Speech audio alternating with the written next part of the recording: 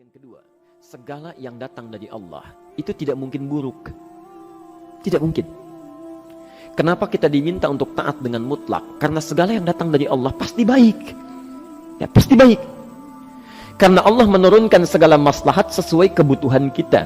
Cuma manusia kadang-kadang, menginginkan sesuatu dengan pikiran pendeknya yang bukan kebutuhannya.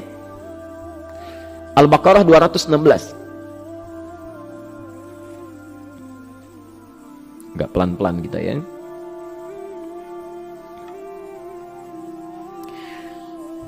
Bapak Ibu kalau diminta milih, pilih motor, pilih mobil.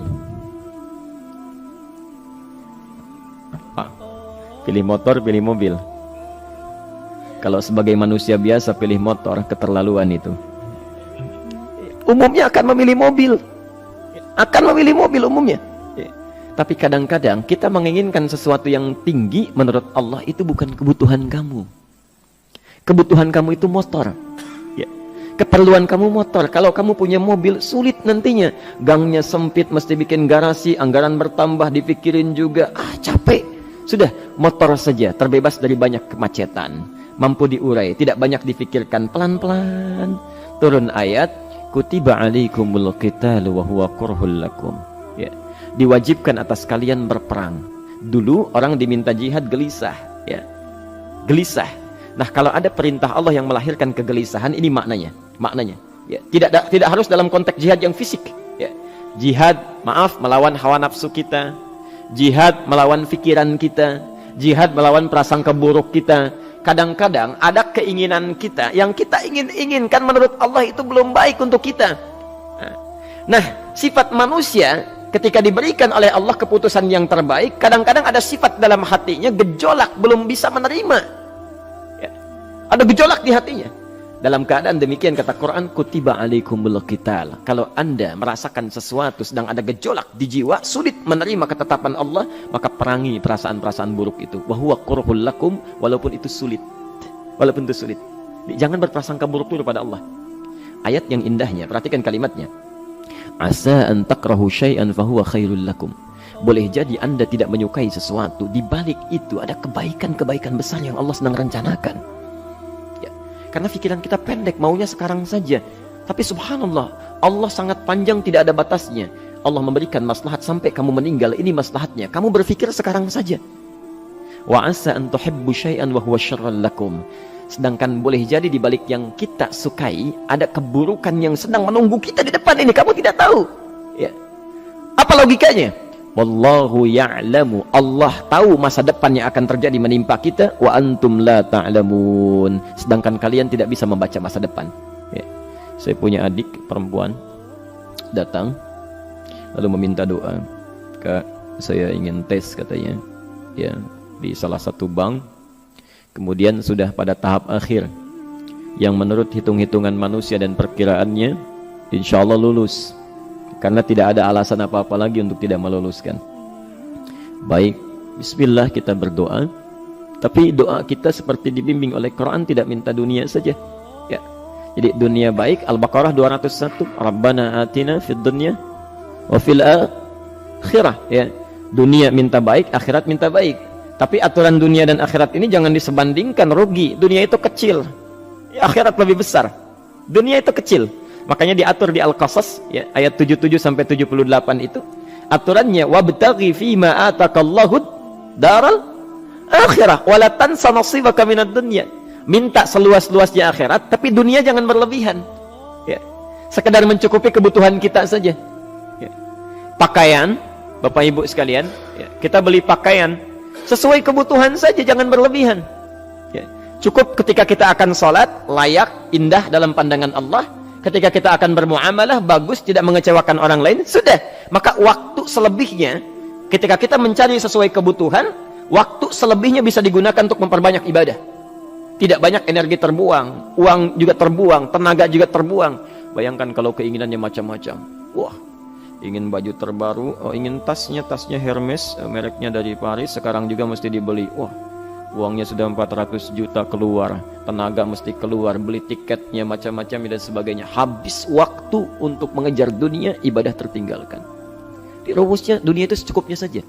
Nah, Yang paling menarik, kita doakan supaya Allah memberikan kebaikan dunia dan akhiratnya yang paling utama. Maka datanglah dengan lesu mengatakan, saya tidak lulus katanya. Kenapa? Saya bilang, saya tidak tahu, saya sudah berusaha. Tapi konon kabarnya, saingan saya adalah anak salah satu pejabat. Masya Allah. Saya bilang, kamu jangan bersedih. Kamu menginginkan sesuatu dengan pikiran pendek, Allah pasti memberikan yang terbaik yang tidak terlukiskan nanti. Subhanallah. Pekan beberapa hari setelah itu, muncul berita, ternyata dia diterima di bank syariah. Dia menginginkan sesuatu yang diinginkan, Allah menginginkan lebih dari apa yang dia harapkan. Dikasih bank syariah, di situ terjaga, meningkat keagamaannya, terjaga hijabnya, segalanya, dan disitulah kemudian diarahkan untuk menemukan jodohnya. Masya Allah. Dia berpikir saat itu Allah merencanakan masa depannya. Ya. Jadi apa yang Allah sudah rencanakan pasti baik, Pak, Bu. Jadi tadi dari salat subuh yang pertama kali ingin disampaikan adalah, coba dilihat sampai subuh ini, adakah aturan Allah dan Rasulnya yang sampai subuh ini pernah kita langgar, pernah kita ragukan. Barangkali itu yang membuat kehidupan kita sulit. Ya. Allah, Rasul membuat aturan. Dan ada 4 tipikal orang, ya, 4 tipikal orang bila dihubungkan dengan aturan yang Allah dan Rasul sudah buat itu. 1, ada yang ikut aturan. Maka orang seperti ini kata Quran, yuridullahu bikumul yusra wala yuridu bikumul usra. Al-Baqarah 185. Allah menginginkan kemudahan, tidak menghendaki kesulitan dalam hidupmu.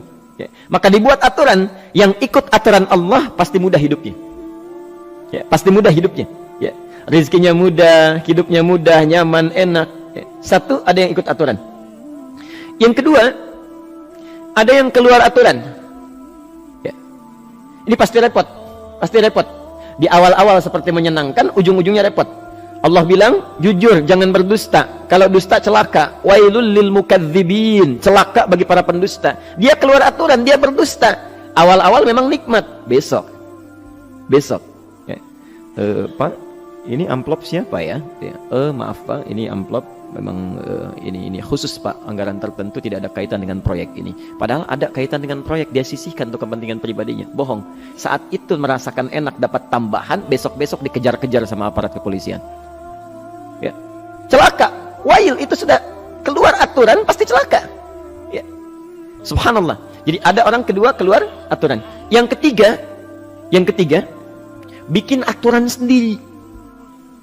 Dikasih aturan, dia bikin aturan sendiri. Subhanallah. Kalau sakit, dibuat ketentuan. Sakit pertama, kalau biasa-biasa saja, ya, subhanallah, ikhtiarnya pergi ke dokter. Seorang sahabat datang kepada Rasulullah, ya Rasulullah, saya sakit, tolong doakan saya. Kata Nabi, idhab ila tabib, pergi ke dokter. Ini orang pintar sekali. Kata orang ini, ya Rasulullah, Anda kan Nabi Rasul, angkat tangan Anda, Allah kan maha menyembuhkan, nanti Allah sembuhkan saya. Cerdas ya? Tapi subhanallah, Nabi harus lebih cerdas, dapat bimbingan dari wahyu. Pergilah ke dokter, karena kesembuhan yang telah Allah tetapkan dititipkan di tangan para dokter. Masya Allah. Pergi ke dokter. Ya. Ini rumus pertama. Nanti kalau dokter sudah pada hand up, ya, angkat tangan, tidak mampu menyembuhkan, itu tandanya Allah ingin langsung menyembuhkan tanpa turut campur makhluk yang ada. Maka kaidahnya akan berubah nanti. Ya. Dari kaidah biasa kepada kaidah Al-Anbiya ayat 83 sampai 84. Itu aturan yang menyembuhkan langsung dari Allah Subhanahu wa taala. Tapi kalau Anda sakit, perginya ke dokter. Ya. Cuma ada manusia bikin aturan sendiri. Sakit, pergi ke dukun. Ya.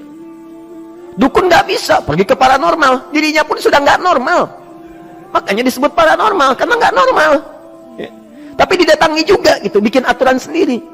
Karena itu jadi lebih sulit hidupnya. Ya. Doa, minta pada Allah, kan sederhana. Ya. Doa nggak bayar, nggak ada macam-macam, masya Allah, gampang sebetulnya. Ada kekeringan, sekarang kan banyak kekeringan ya, banyak kekeringan. Dikasih rumus, subhanallah, dikasih rumus yang tidak perlu pakai biaya, meluangkan waktu, itu pun berpahala juga. Dunianya dapat, akhiratnya melimpah. Ya. Dikasihlah salat istisqa, masya Allah, tinggal minta, memohon kepada Allah, salat, mengangkat tangan, mohon pada Allah, subhanallah. Manusia tidak bikin aturan sendiri. Digarami saja. Orang garamin sayur, dia garamin awan. Cari biaya miliaran, terbang pakai pesawat. Kalau Allah tidak berkehendak, ya sudah. Ya. Ayo silahkan, berapa biaya yang mau kamu kumpulkan? Tenaga yang kamu kumpulkan silahkan aja. Ya. Yang ini hujan, bikin kering lagi di sana. Sana hujan, bikin kering lagi di sana. Mau sampai kapan? Ya. Dikasih yang gratis, tinggal muncul. Cuma manusia bikin aturan sendiri, ya susah hidupnya. Itu yang ketiga. Yang keempat, ada orang nggak mau diatur. Allah bikin aturan, dia nggak mau diatur. Ya, Masya Allah. Ini yang luar biasa. Inilah yang fasik. Fasik itu keluar dari aturan, menyimpang, tidak mau diatur dia. Ya, tidak mau diatur. Karena itu Bapak Ibu sekalian, dari ayat yang pertama ini, ya, mari kita evaluasi sampai dengan hari ini subuh. Dari ayatnya memang sederhana, singkat, padat, cuma satu ayat. Tapi meminta kita untuk melihat, sudahkah sampai hari ini taat pada Allah dan Rasulnya? Yang kedua, ketaatan kita apakah selalu ragu atau sudah melahirkan keyakinan yang paripurna? Ya. Yang ketiga, pelajari aturan-aturan Allah terkait kehidupan kita. Aturan sholat, aturan muamalah, ya, aturan beraktivitas, aturan berumah tangga. Pelajari itu supaya mendapatkan kemudahan. Biasanya kesulitan didapatkan karena kita belum mengenal aturan Allah dan Rasulnya.